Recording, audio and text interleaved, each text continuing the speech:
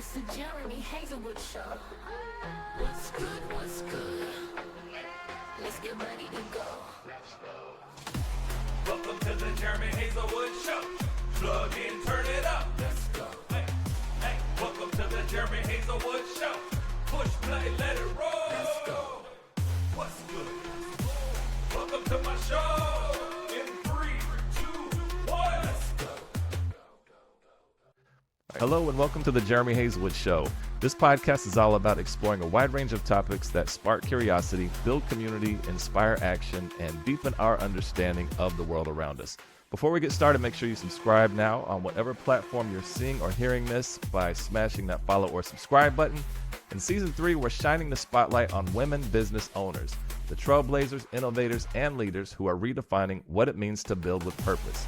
Each episode will bring you stories, strategies, and inspiration straight from the women who are creating businesses that make an impact.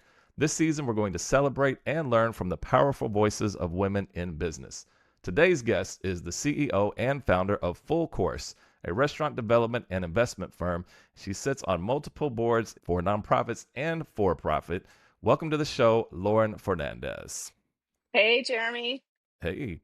So we're going to start this one out pretty light, and we're going to take it back to childhood a little bit. So when you were growing up, were you a rule follower or a rule breaker? Oh my God, I'm such a rule follower. The words like obedient were used to describe me. Little parent. I was the oldest of 4 children. My Okay. dad was working as finishing a lot of his surgical training as a double boarded plastic and reconstructive surgeon. My mom Mm. was at home with us and was full time, although she is a nurse and, later became a psychologist. In that environment, I'm, as the eldest daughter, Mm-hmm. just had to be a peacekeeper, diplomat, Yeah. little sidekick to my mom, which I Mm-hmm. thoroughly enjoyed. I was overly responsible from birth. I swear to you, you could ask anyone who You knows know what? me. But that makes sense, though, because I think that that's probably a pattern. And I know there's deviations to it, but it seems like that oldest is usually like the one to keep the rest of them in line. And the further you get down, is your youngest sibling, are they more rule breaker or are they more just in line as well? You know what's so interesting? So in our family, we're 2 years apart. In the Mhm. front pack, there's three of us that are spaced 2 years apart each. And then there's a 4 year gap, and then the youngest. And Okay. so I would firmly label the middle two as the rule breakers. Okay. And the youngest and I are almost, we commonly refer to ourselves as bookends. We have a Okay. similar sense of duty, responsibility, just a different types of maturity, but she was an Yeah. old soul from the minute she popped out. And Interesting. although there's an 8 year gap between us, we both have a calming, sort of almost like, I hate to use the word maternal, but I'm just going to say it. I Yeah. think that's part of it, that kind of energy. Hmm. And all of the kids in our family are incredibly intuitive and have very high EQ. And I Yeah. think it's just a matter of how we use it with our Yeah. personalities, right? So Okay. my youngest sibling, Lindsay, and I are, I would not say we're identical in any stretch of the imagination. She's her Sure. own human and she's amazing. But we both brought different energy to the family, which is why Hmm. I think when she came on board, even though there were already three of us and we were very much a unit, she Hmm. completed our family in a way that I don't know any of us expected. Well, it'll be interesting as we play out this conversation if we can see some of those themes about that personality as you were growing up. So let's get into the biz. Tell me about Full Course. What is it? How did it come about? I started the firm in 2019, seeing a need in the industry for early stage capital and guidance for founder led businesses. I had left corporate America, built a company at that point as a multi unit franchisee, and sold it successfully to private equity. At that stage in my career as counsel, I'd probably sat through hundreds of deals in the franchise and restaurant space and noticed a common theme Hmm. of struggles to grow in and around strategy, but also capital. And so, what typically happens is you'll see 1 to 3 units and then stop. And that is true not just for franchise locations, but also for independents. So, what's puzzling to me, third largest industry in the United States, responsible for $1 trillion a year contribution to Hmm. GDP. right? Hmm. And yet we have nothing that really signals early stage investment. There is no Yeah. venture capital that doesn't really work as a model.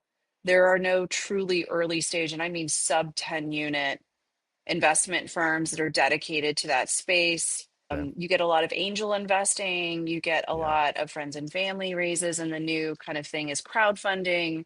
Hmm. So I really realized as part of my journey as a female founder, operator, that those are yet another set of invisible barriers to Hmm. underrepresented founders, whether you're talking Yeah. women, veterans, minorities, ethnic or culturally representative brands. Yeah. And that is where the future of food is for this country. So I looked Hmm. at it as a leveling of the playing field, shall we say, but Yep. also a massive business opportunity to be able to put together strategy with the Okay. capital. And that was the genesis of what is now Full Course. And we've been doing this now for Okay. 6 years. That's awesome. And with the franchises, you're only do food service, right? You don't do other kinds of franchises. Is that correct? That is correct. At this time, we're strictly focused on food and Okay. beverage as it relates to franchisable, like, licensable, if you will, Hmm. Yeah. restaurant concepts. We tend to play more in the fast casual, or stated another way, limited service space. Okay. So you found this niche just really from your experience, it sounds like, of you own your own franchises. Is that what you're saying? And then Mhm. the lessons that you learned from that after you sold it, you found this need in the market based on your experience. And we're like, no one's doing this, so why don't I do this and help others out? I know that's highly Yeah, summarizing listen, it, but is that kind of the thought it process? is. That's it in a nutshell, Jeremy. And here's the thing. I love to be able to do well by doing good, is how one of my Hmm. team members put it the other day. Yeah. And this has a very altruistic intent to serve founder led businesses. Look, I'm the daughter of an immigrant. We've built Hmm. everything that we've have in this country. Yeah. And I really genuinely believe in entrepreneurship and capitalism, but I always Yeah. want it to be in a way that is fair. And that is part because of the journey that I've been, not just as a woman, but as a Latina and first gen at Yeah. that in this country. But here's the thing. Everyone wants to do good. I really genuinely believe that people are out there in the world doing great things. But I Yeah. also understand the power of having money behind that and success. Hmm. And one of the high motivations behind building a firm like Full Course is the massive multiple expansion that we are able to generate for our investors and for founder led businesses as partners. So we're Yeah. taking these brands from a two turn on their, 2x their profit margin or their EBITDA to north of 10x. And that's our game plan, right? We run a very Okay. tight strategy and playbook to get us there. And that's where the Hmm. magic really happens. But Okay. that said, we are out there doing good things while we're out there as very serious, very, very successful investors. So how does a well, two questions. One, tell me about how you got your very first client because you're starting this and you see this need, but you have a company now. Now it's time to execute. So where does the first client come from, and what were those early days of Full Course like? So we're in post pandemic or mid pandemic, Yeah. really, when we launched this. And that was tricky. But I believed the need in the marketplace was so latent, if not underserved for decades, that it was going to be successful. But we were very careful when we launched to focus on education and support of Mm, founders. If we can roll back the clock and remember what founder led every operator in the restaurant industry was trying to figure out was how do we get the food outside the four walls of the restaurant, which yeah. happens to be my subject matter expertise. Like, how do you Nice. manufacture? How do you distribute? How do you find new channels to grow revenue for restaurants? Hmm. And that's what I'd been doing for most of my career, right? Leveraging Okay. intellectual property and assets to create new revenue streams in simple terms. And Yeah.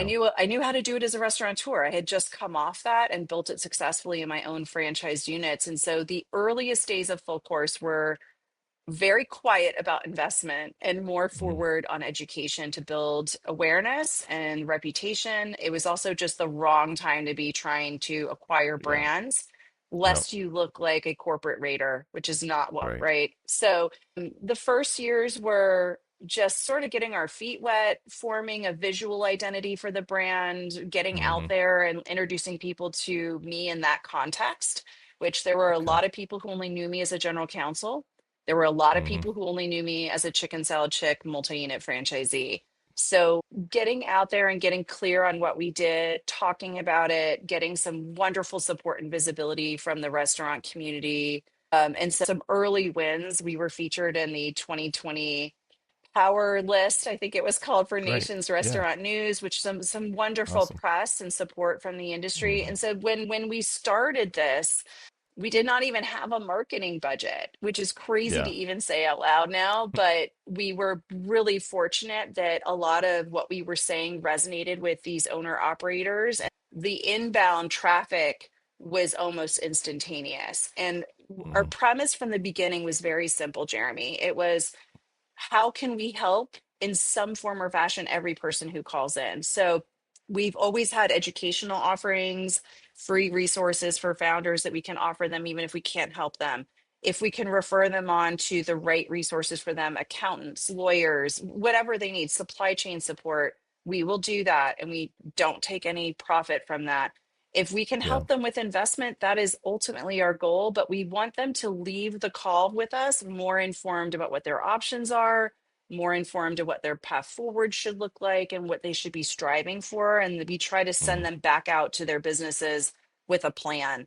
So Okay. the first clients looked a little bit more like coaching clients with an Yeah. opportunity to invest Mm-hmm. and didn't actually materialize into investment. And then at some point, we started to lean into some past relationships we had, and just reputation started to grow, Yeah. and we were able to make two investments just based on that kind of network. And to this day, actually, all of our pipeline, which is fairly proprietary, is all inbound traffic to our ecosystem, and we Yeah. like to think of That's them as great. being part of a larger full course Mm-hmm. ecosystem. That's great because when you start a business, and this is conversations I've had with people that are like, I want to start, how do I get clients? And even for my own, like, it usually starts within your own network. And I think we overthink it. We think that, I mean, marketing is definitely important and you have to get out there and market, especially early on, to build up your clientele. But a lot of times you have value in the people that are around you, whether it's a former colleague or a former client or a customer that has an experience with you and they know the quality and the integrity that you bring to the game.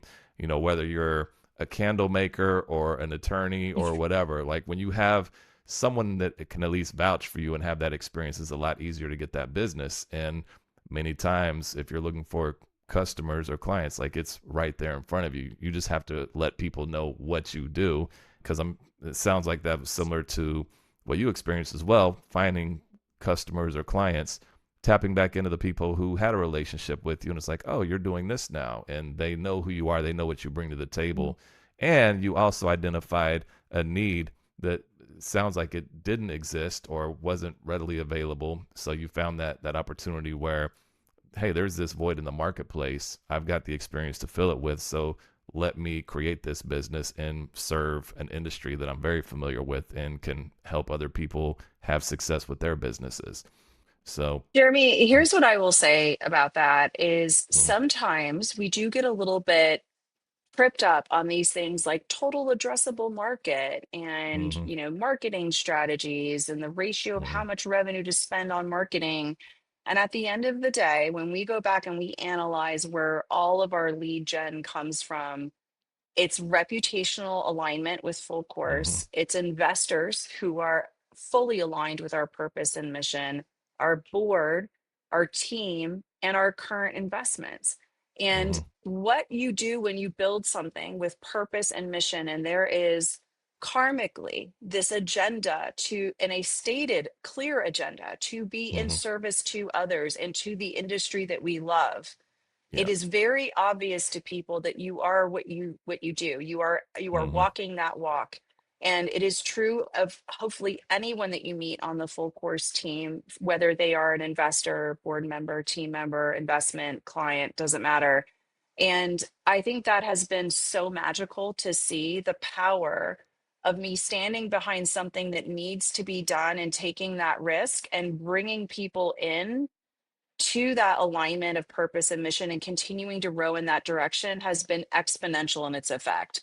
And so yeah. sometimes you don't need all that money to go towards outbound marketing. You don't need Hmm. splashy PR firms.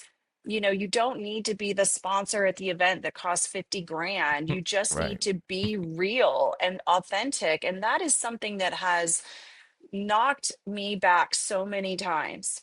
The willingness of people who've only met me once to recognize me as a subject matter expert, as somebody, and I'm going to use air quotes here, in the restaurant Yep. industry who can help their friend X, like, and they just Yep. make the introduction knowing that I'm going to do the right thing and do something to help that person, even if it's not with us, Right. is just an exemplar of how this plays out in real time. It's extraordinary.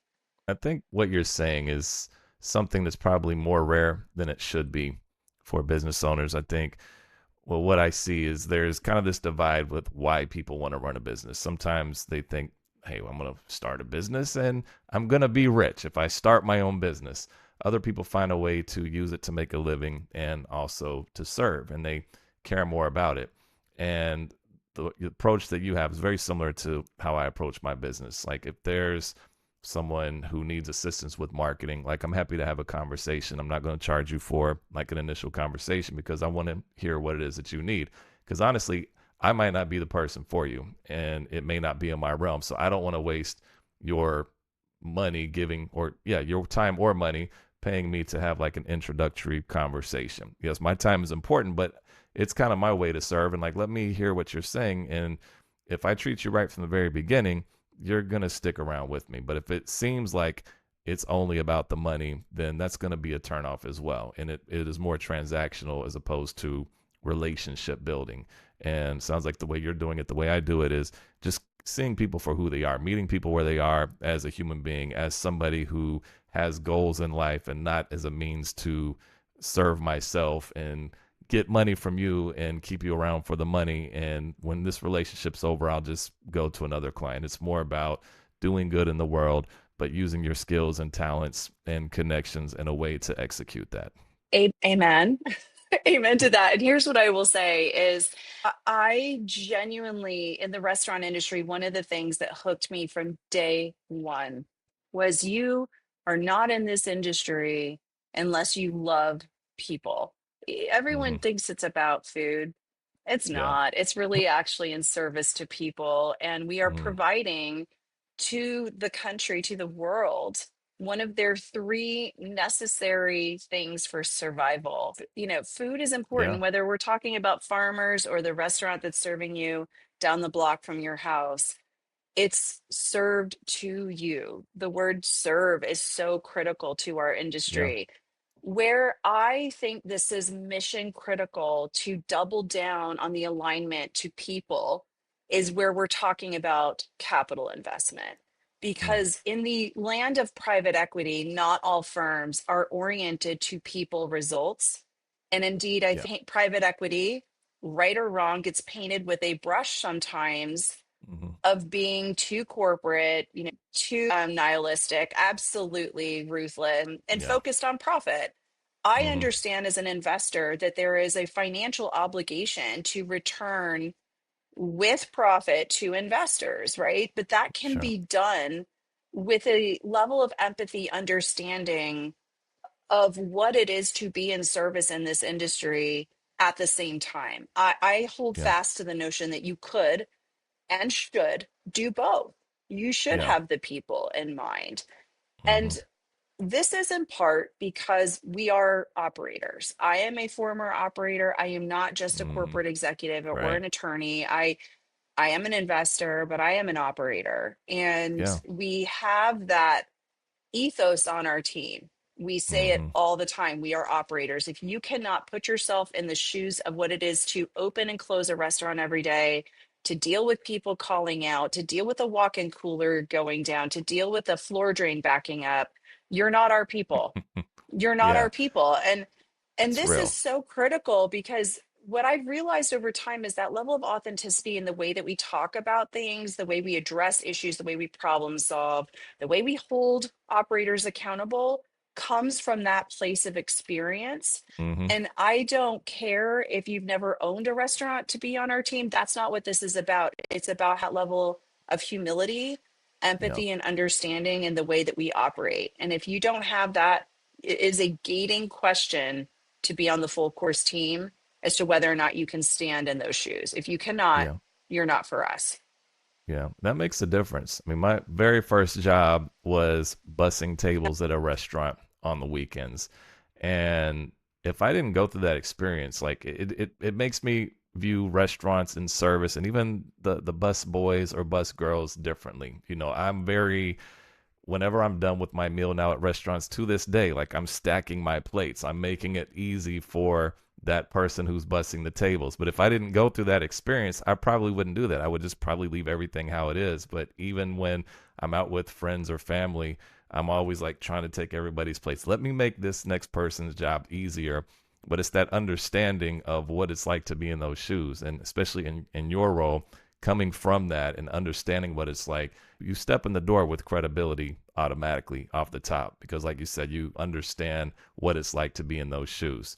Now, I All want right, to, Jeremy, before you move on, I have a yeah, challenge yeah, for your audience. Okay, okay, so yeah, half of all Americans report their first job is in a restaurant. So your okay, experience is actually super common. Most people have mm-hmm, had a restaurant job at some point in their lives.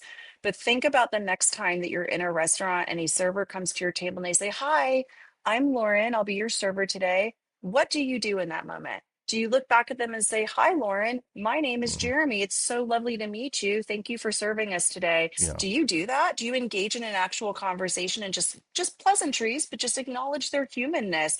And do you yeah, do that for yourself, but do you do it as an example to who else is at the table for you? And I yeah, think it's interesting to me how we dehumanize restaurant workers. And I just want to oh put yeah, this out as a challenge to everyone who's mm-hmm, listening. Say, "Hi, nice to meet you," next time a server comes to your table and see what mm-hmm. happens next. Watch what happens next. Yeah, that's actually a good point. Way back in the days before my wife, I was dating someone and they were really rude to the server, really for no reason. And that never sat right with me. And it turned into almost an argument at the table. Like, why would you act that way towards somebody? Red Yeah, flag, exact. Which is Jeremy, walk why, away. and I did, which is why that's not the person I ended up with. But me understanding, and also a server can have a bad day. You might be getting some Yeah. attitude, or they may seem kind of checked out. Like I was at an event recently, a watch party, and our server just didn't. She wasn't very attentive, and the group that I was with was really talking bad about her. And I was like, you don't know what she's got going on today. If you've never worked in this industry, you don't know. Is the service good today? It's not. She's not giving us good service. But I also recognize that she's a server, so you had to do something to get this job. Your personality was enough, so you did what you need to do to get this job, because I wouldn't think if this is how you presented every day that you would have got this job. So I don't know, maybe she had a rough day, maybe her car broke down on the way to work, maybe someone in her family passed away. You just never know. So I'm like, I'm giving grace. It wasn't terrible service, it just wasn't like light up, friendly, overly attentive, very dry personality. And I'm like, there's something else going on here. So I digress, though. We can talk a whole episode about service and how to treat people right and giving grace to people who are in jobs, especially service, that aren't giving you what you feel you should be getting as a customer. But so let me ask you this, shifting a little bit, your business right now, like talk to me about some of your biggest challenges that you're dealing with your business. And I'm sure there's many, especially these days. Ooh, you got me on a day. So I just got back from probably, I don't know how many planes, trains, and automobiles I was in, a couple Hmm. conferences, and I had an opportunity to spend a few days camping with my dad. Oh, nice. And in those moments, I got, some distance and some clarity because I was disconnected and just in nature and just gorgeous. I mean, good Lord, Yeah. Yellowstone National Park, Tetons, Oh, just awesome. gorgeous. So, Lauren, And were you like camping, or were you like glamping? Like, are we in a tent camping, or are we in a oh, no, cabin no, and no. calling it camping? Oh, no, no, no. This is my dad has a very fancy kind of like pull behind trailer that might as well just be a Okay, tiny house. I wouldn't okay, even call it tiny. So we'll call that glamping. That's cool. We can go okay. there. I I'm mean, I just feel trying like to if you have a visualize. Pull me into the story. Help me see the if story. there is an ability to have a cold beer out of a refrigerator and gas stove, you are not Oh man. truly camping. But like, Yeah, I don't know. yeah, I yeah, grew up camping in campers, so like it just feels like yeah, camping to me. But like, you're yeah, right. yeah, It's not a for tent. sure. Okay, so I come back from this trip, and this is a very common founder slash entrepreneur dilemma slash Hmm. crossroads, which I'm happy to share and be very candid about. The business that I designed 6 years ago was always designed to put me in the best seat that I could be, which was at Hmm. some point being the visionary and the strategist and the public face. Yeah. And that is a deep understanding of my strengths and my weaknesses, my ability to build teams, to see a vision through to completion, strategy, all the good stuff, right? But I also built this very intentionally and mindfully so that I would eventually be in a seat that would allow me to go do the many other things I want to do in my life. So here we are, 6 years in. I will candidly tell you, in my brain, I thought this would take 3 years. Yeah. Totally thought I would be at that place in 3 years. We are now at year Yeah. 6. I'm counting a stealth year mode in there, but fine. And I'm having those pangs, which I will roughly equate to the feeling of like your teenage kid going off to college. You're like, Mm. the clenching in the chest where you're Yeah. realizing that your work here at a certain phase of their life is done. And Yeah. what you have built is now like off on its way and doing its Right. thing. And people are doing their jobs and exceptionally well at that. And Hmm. I actually had a team member say to me, around this discussion, the role that you have been in wearing all the hats and building the thing and fixing the thing and pivoting the thing is no longer necessary. The Hmm. company is on a trajectory and it has grown to a place where you need to be rethinking your role. Mm. And it Yeah. stung. It stung because Yeah. it felt like someone saying to me, we don't need you anymore. Just like Yeah. when a kid is like, kind of gives you the Heisman and like, ah, mom, I just want a side hug. I'm Right. good, like Exactly. I thanks. got it from Yeah. here. Yep. Yeah, and so I have really found it in myself to say I can take this as a moment of sadness or I can take this as a Hmm. moment of joy. And I think Yeah. in all things in life, eventually you have to make a choice how you want to react. And this should absolutely be a moment of joy for me. And it Yeah. is. I have made that decision. Like, I'm not going to be sad or wistful about how it used to look. I'm going to be very excited about how it looks now and the amazing team Hmm. that we have and what we've built it up to. And the momentum we have is nothing short of explosive. And Yeah. that can be a little scary too, because it's not Hmm. just that you're handing it off to people you trust, but you also have to trust them to navigate through rapid scale and growth. And that is Yeah. definitely what's coming for us now. So, that Yeah. said, the epiphany that I had is I've always been ruthless about the highest and best use of my time for the Hmm. company. But I've Yeah. never actually thought about the highest and best use of my time for me, Yeah. which is insane in a way that like I don't really think about it that way, but Hmm. maybe that's how we're wired as founders and entrepreneurs. I understand that there is something about the grit and determination and the hustle that entrepreneurs, successful ones, have is literally just round and round and round of surviving things to figure it out, to keep going Man. and not giving up. And now Yes. that we're through that kind of years of struggle post COVID, like again, Yep. I stood this company up not realizing that we were going to be through a 5 year recovery period from COVID and Right. Right. one of the industries that was the most decimated. And yet, our place in that story and what we've been able to do to support the industry was critical. It had its place and its time, and now it's our time. And Right. I'm excited. I'm nervous, if you can hear it Yeah. in my voice. I'm so nervous, but I'm also very excited to be thinking about, look, I'll be candid, I'm in the back half of my 40s. Like, we're just getting started, and this is Yeah. me in my best seat. Like, oh Yep. man, I am excited. I'm excited for me. I'm excited for the company, and stay tuned. I think some Yeah. interesting things are coming. And it's interesting to hear that because when you build a company and you start, because you just started by yourself, correct? Or did you start with Mhm. somebody?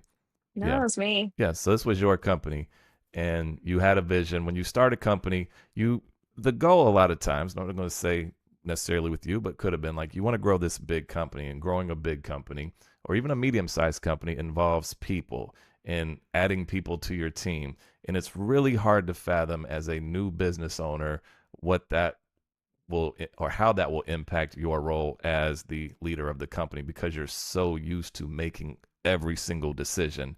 So there's trusting people that can do the job at the same level as you or make decisions at the same level as you. And I find it's a control issue. I struggle with that myself sometimes. There's areas that I want to level up my business, but if I do, then that means I have to take a step back and release some of that control and trust somebody to maintain the same level of performance and integrity that I bring to it. And it sounds like with you, man, it's incredible that you have someone on your team that is transparent enough to say that to you and have that discussion. So to me, like you've got the right people on your team, or at least that's the right person, because you want someone who's going to be a reflection of you in a certain way. And maybe some of this is, the oldest sibling, Lauren, always, black and white. This is what it is, rule follower. And this was the vision. And you're following all the rules within your business. But now you have to delegate and let other people follow these rules as well. And will they do it as good as you and still maintain the same trajectory that you're on? But taking a step back, if you have those people in place, it is going to get you to that next level. And that's the hardest part. I found for me, that's the hardest part, is letting go and trusting. And it's like the trust fall. Like you fall backwards and I hope these people catch me, because if not, it's not going to be a good thing. Jeremy, let's talk for a second about the word delegate that you just said. And the Yes. sign behind my desk Hmm. that I stare at every single day says, "Can it be delegated? Okay. Have you asked for help? Hmm. Who can do it the best? Make Yeah. the ask." And Yep. so I think sometimes as founders, we are over functioning, we Yep. are perfectionistic, we are sometimes the parent in the room. However Hmm. you want to label this that you identify with, go with it. But when a founder is scaling a company, at the end of the day, it is mastering the art of trust and delegation and Yeah. accountability. I think it's all of those things together. Hmm. And the delegation piece is very hard for people, but the accountability piece is also very, very difficult because you will have people that cannot scale themselves with you. You will have Yes. people that, for reasons that are beyond your control, don't make the entire journey with you. And you will have new Hmm. people that come in. But I think the thing that really works for us in Full Course is we built around those very clear I mean, our number one value is transparency. So when Nice. I am talking to my team, I am very candid about my own struggles. I start meetings with where are your bottlenecks? What can I help you with? And I finish Yeah. them with, okay, I make them ask me, what can I take from you? And some of them do Hmm. it organically, but it is part of our meeting structure because we're a small team and we need to be able Hmm. to pass work around fairly Yeah. freely and trust each other. Yep. And that institutionalizing, if you will, or making part of our culture that level of trust, accountability, and transparency has Hmm. been, I think, very instrumental to our success in getting us where we are so fast. Yeah. And it's a good point because when you look at teaming and trust and doing quality work, I've worked in environments that are not very trusting and everybody's suspicious. Nobody shares anything personal about them. And you're really just a unit of work at that point. You can't really go deep and care as much about the work or about what's happening with your coworker. When you create a team built on transparency, you care about each other and they become not just a coworker, but they're a part of your team, which is different from being a coworker. You understand the struggles that they're dealing with. Like, let's talk about what's happening with you personally. You come in and similar to the server story, it's like you come in, your energy's off. Like, what's going on? You okay? Tell me, how can I help you get through today, or how can I help you out? Because when people know that you care about them, they're going to step up for you and they're going to care about you. And you need someone to care for you as the boss, just like they need you to care for them as their employee. And you get so much more out of a relationship because you're building something real and transparent. And also, it's good to retain. It's like a retention strategy. That's kind of the benefit as well. Not that, like, I'm going to be nice so that they'll stick around, but when people like working with you and they're treated well, they're going to have your back and they're going to support you. They're still going to make some mistakes and not be at the level that you want them to be sometimes, but you know them well enough. Like, you give grace, you move on, and you build a stronger team and a stronger company as a result. So I'm a huge proponent of like building teams that way. And I work with some companies every now and then just with team building and doing some of those emotional intelligence tests and learning about personalities and how can we work better as a team, knowing the different personality traits of your coworkers, and it really gets the highest production out of it. So that's really cool that you're doing that with your company there as well. So let me ask you this. So we talked a little bit about your challenges. Tell me what you love about what you do. Well, everything. I listen, I'm in the rare seat, and I got here because I saw a problem that needed to be solved, and I knew that I had the right talent, skills, experience to solve it. It is and always has been a really big bite to take off that apple, so to speak. And Hmm. I think I love the challenge of every single day being different. Yeah. I absolutely do. I am a sort of MacGyver type personality. Like, I love Hmm. figuring out solutions to problems that are effective, efficient. And for me, that's what this company is. So, truly, the things that I love about what is the current incarnation of my role, let's just stick with that, is I Yep. get to focus more on being a public facing advocate. So there's Yeah. more public speaking, there's more advisory work there.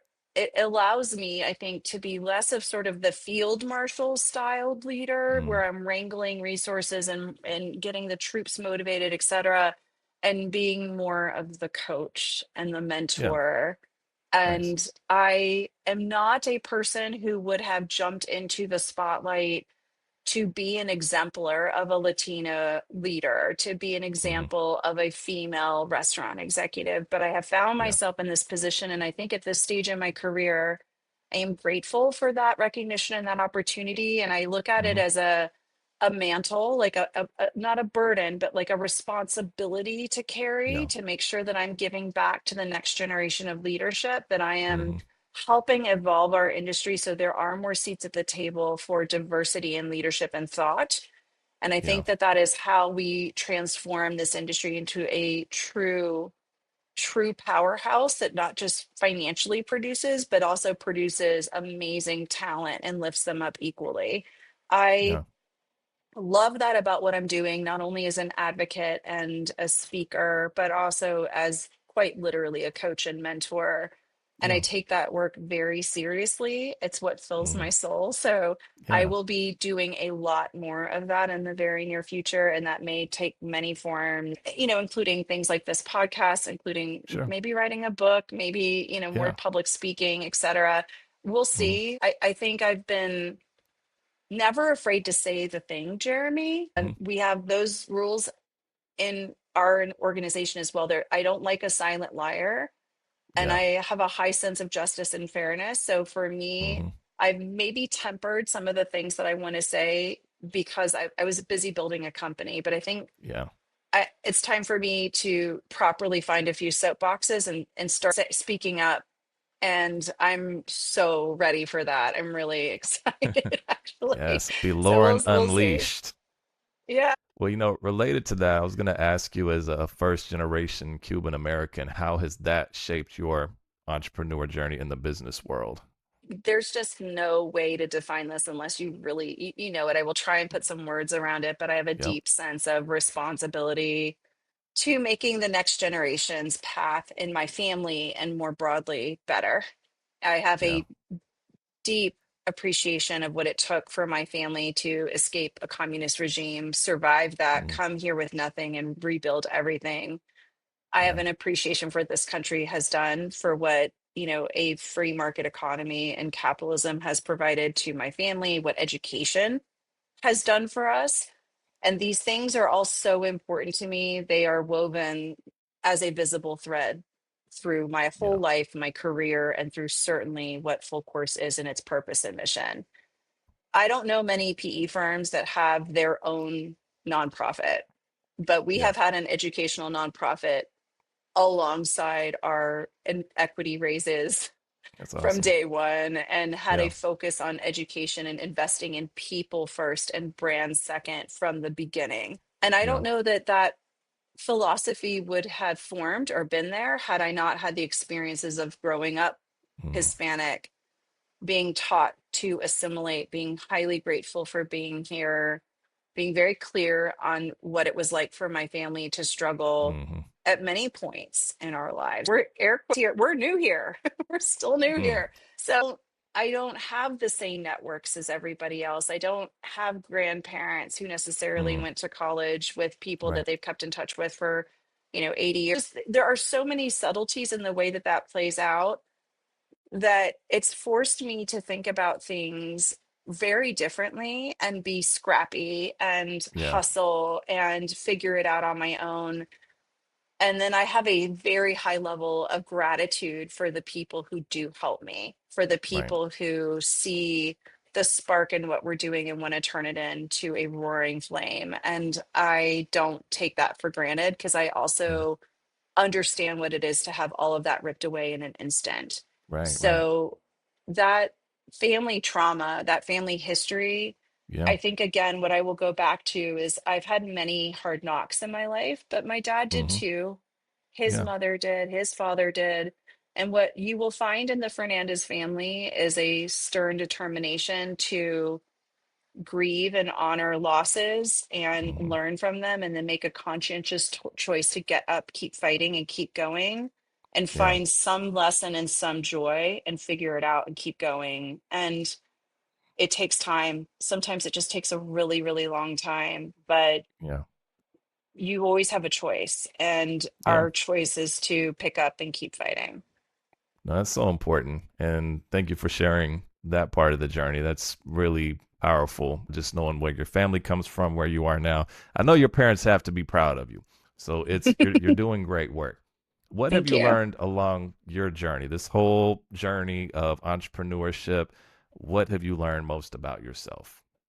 I have learned that the things that I always felt weird about growing up are actually my superpower. Yeah. Okay, Yep. so for example, I did not until very recently know that it was strange that I had a constant narrator in my head. Mm-hmm. And I'm like in the car with my dad the other day, and I've had this conversation with a few of my closest friends, and now I'm just busting this out on a podcast. So here we go, Yay, buckle let's up. do it. Now the world I knows. I know, right? So thinking Lauren's brain never turns off, and I have described this for years as my brain doesn't stop. Mm-hmm. But I have a constant narration in my head. So where most people might be just walking through life and just be calm, and I'm always running. It's like a supercomputer. I'm just like always running Mm-hmm. permutations, and that made me super weird and awkward in many situations growing Yeah. up.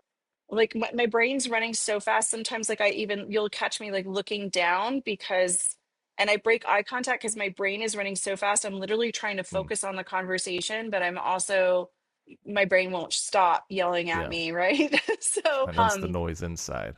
exactly. So I have studied meditation, Buddhism, present moment awareness. Like I'm the daughter of a child psychologist, and Mm. listen, I understand Yeah. You this know the is not this. things.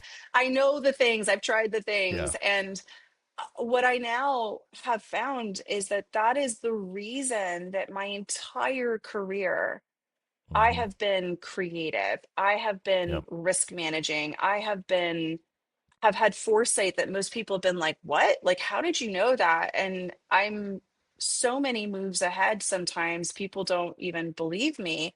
And I felt Mm-hmm. that as a child. I felt unseen, I felt unheard, and I felt the awkwardness of not fitting into a traditional career path my entire life, of being Yeah. different. And it isn't just the narrator in my head. It was the my last name. It was where Mm-hmm. I came Mm. from. It Yeah. was Yeah. Yeah. I've always sort of blazed these different paths because I knew that that was different. But now I know Mm-hmm. that that is what makes me so effective Yeah. as a leader. I now know that coupled with my creative side and my empathy and understanding makes me unstoppable and Mm-hmm. unflappable. And it's in my journey of entrepreneurship that I really have become the fullest and true version of myself. Now, one of the things I will say is that when you are different and you kind of float a different boat, you feel Hmm. the awkwardness of not belonging really or fitting in anywhere. And this is the first job I've ever had that made me feel like I was home. And Yeah. shamelessly, it's because I built the company around me. Right, And that right, right. comes from a profound understanding of self, your strengths and your weaknesses. My Yep. dad used to always say, know thyself and to thine own self be true. And Mm, so for me, what that has meant for 20 years is I build teams to compensate for my weaknesses. I'm mm, very open about yep. them. I That's have smart. transcended this in a weird way where the unit of our company, the unit of our team together is greater than the sum of its parts because we Hmm. carry that level of honesty and transparency through everything we're doing. I want everyone to show up at work authentically. I don't want a Yep. fake version of you. I want the whole Right. person showing up at Yep. work. And because I built this for myself to lean into a whole version of me and to honor it and to leverage it for a good cause and for good purpose and good results and returns too, right? Yeah, yeah. We're sort of commanding or demanding that out of everyone who works with us. Hmm. And nothing sticks out more like someone who is fake or disingenuous or just in it for the money, and we spot Yeah. it right away because Hmm. of how we operate. So this has been a really deep learning journey and acceptance journey for me of my quirks and eccentricities and the things that made me weird and extra and Yeah. hard. And I had another woman say to me recently that I wear my power well. And I was Okay. shocked when that was said to me because I did not Like what? feel like I was powerful. I did not Oh my feel like gosh. I That's was, every time. but the comfortability piece was, Hmm. I'm still like trying to get right with the word power, but the point is that I'm comfortable. I feel Yeah. comfortable in my skin for the first time in my Yeah. 46 years on this planet. I just outed Hmm. myself for my age, but whatever. Seriously. And I, We can as edit a that out message, if we need to. Yeah. no, it's fine. It's fine. No, I embrace it because it's taken Yep. me that long. I mean, people may look at the success of my career on paper and think, "Oh my God, why would she ever have imposter syndrome? Why would she Mm, ever feel like she didn't belong? Look at how," and I get that kind of feedback all the time, but the people who really know me and love me have been like, watching you come into your own in the last few years has been extraordinary, and that has been the most powerful lesson that I've mm-hmm. learned in my entrepreneurship journey is having the courage to go do the thing that is lined up for you and what you need in life is what matters, right? Every Yeah. job I've ever taken, every role I've ever accepted, there has been behind it a hunger to keep stretching myself and to Yeah. show up as me and Yeah. be additive, add value, make a change, improve someone's lives. And that is has been true. And it certainly took a heavy dose of courage to set up a company on Yeah. my own and fund it bootstrapped. Right. Right. But here we are. And I'm so grateful because how transformative that can be. Like words just aren't doing it justice. So I'll shut up now. But No, no, you're I don't good. know. That's kind of how I will leave that thought is entrepreneurship can be truly transformative for you personally and Hmm. professionally if you let it be. And really, what you said is so important in terms of the things that we think about ourselves that are awkward or strange or weird. Like I've observed not only in myself but others like that is like the spark of your superpowers. Like lean into that because whatever that is that you're seeing yourself as different because of this. Like that piece about you that is different, that is there for a reason. So find out what that is, discover that, lean into it, and it's going to take you on a pretty fantastic voyage. Okay, so moving on. Quick question about what you listen to. Are you a podcaster or are you a music streamer? Podcast. Okay. So what are a couple Constantly podcasts? learning, constantly Okay. learning. So Mel Robbins on Okay. the reg. Love me some Mel Robbins. She's a recovered lawyer. Yeah. She And was a I met lawyer. her Yeah. years She's ago. really Yeah, good. yeah. She's Awesome. got a great story when she left her career and just really started on her journey as being a public speaker and wrote her first book. I Hmm. had the privilege of meeting her at a speaking Awesome. engagement, and she was amazing. I still adore her. I'm a fan of modern wisdom. I also listen Okay. to On Purpose by Jay Shetty. Oh yeah, Those yeah. are kind of like my top three in rotation right now. Listen, I Yep. try not to listen to too many business podcasts. They tend to be awfully self-referencing. I'm a big fan of Blinkist as well. So anything Oh yeah. business book related that someone's like, oh, you Okay. should read blah. I'll listen to it on Blinkist if I can get the Mm, gist of it and I feel like that's good. I'm a right. prolific reader, but I'm very careful about what I spend my time reading now. Yeah. And so Yeah. I will screen it on Blinkist, and if I like it, then I'll go and read it or listen to it on Audible. But I am a working mom, so a lot of Hmm. stuff comes in through my AirPods. So Right. it's Right. Right. either, podcasts or Blinkist or Audible, and Hmm. then a book if I really feel committed to it. So one thing that I do on my show is actually there's two things, and the way that I typically end is putting you as women entrepreneur and ask if you could instill hope in another woman who is considering starting her own business, what would you say to her?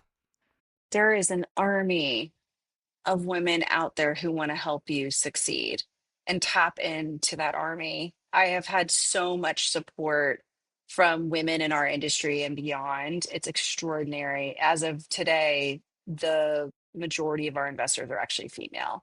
And I'm Wow. super excited about that. It may not be that way forever, but I am Hmm. proud at this moment in time that that is true, a true statement.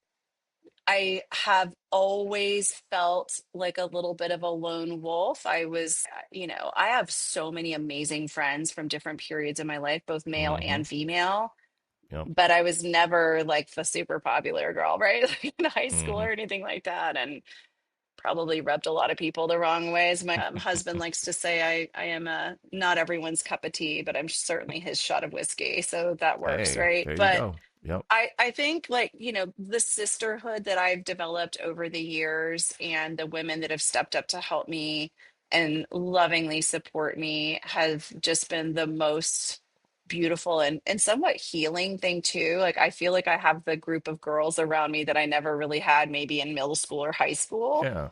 And Yeah. I don't know what that is, but it's a thing. And I would Yeah. say don't be scared and find your tribe.